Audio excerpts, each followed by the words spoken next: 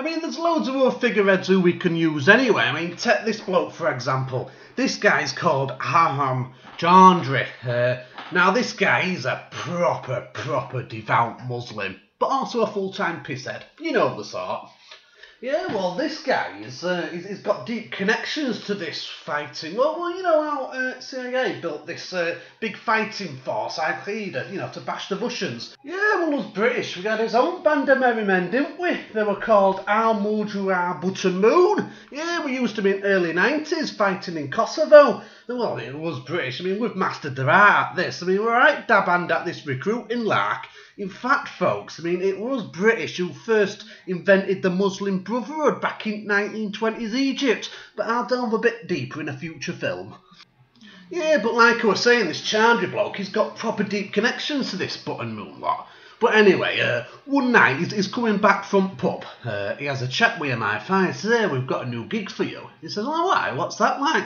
Hey, we want you to put the fun back in fundamentalism. We want you to go around and go start stirring some shit, cause as much shit as you can, just complete chaos. Go on, it'd be a great laugh.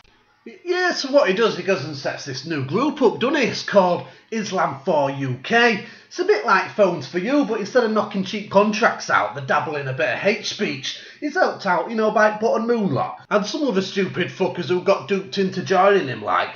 But yeah, their job is just to create a load of fucking shit and ruffle a load of feathers, like.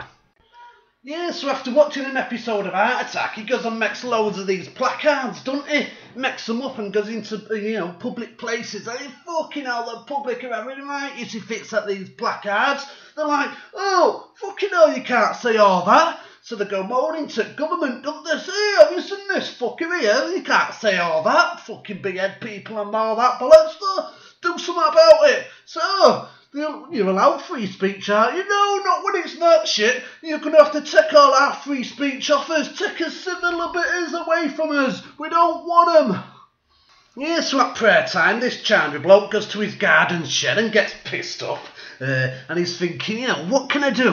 What can I do to make people really pissed off and angry? What can I do? Well, there's this town in UK called Woolley Bassett. They do all sorts here, and sometimes they do odd funeral, you know, for those who got duped into going to war. So Chandri turns up with his crew to one of these funerals and they start burning poppies. Fucking hell, all hell breaks loose, doesn't it? Yeah, the population's absolutely fucking furious about this. And, you know, there were that many of the population who was fucking furious, that many of them, it was time for a new group, wasn't it? They're called the EDL. I'll delve a bit deeper in a future film, folks. But yeah, they're run by this guy here called Tommy Robinson. He once applied for a job on Blackadder, but they give it to some bloke Tony instead. But yeah, he's in charge of the EDL. Now, Tommy's team, his followers, they don't go to mosque on a Sunday like George's crew. They go to stadiums instead on a Saturday. But they still watch Heart Attack and they still make their own placards. But yeah, and basically the recruitment process is just the same, just like Chaudhry calls his crew. "Oh, look, the Westerners are invading Muslims and they're taking over." Tommy tells his team, "Oh, look, the Muslims are invading us Westerners, us English, you know, they're taking over. You know, come on, we've got to fight against them."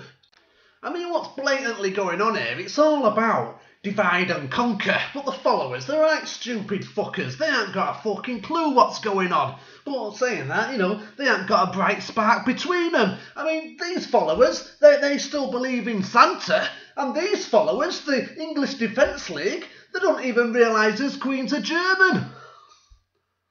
But as long as the paychecks keep rolling in, you know, we'll always have new recruits. I mean, not all football fans are part of the EDL. And, you know, maybe at this point, I should point out, not all Muslims are international terrorists. In fact, I actually know a Muslim. He's a really nice bloke. Runs local kebab shop. And if you order on a Thursday, you get a free can of pop.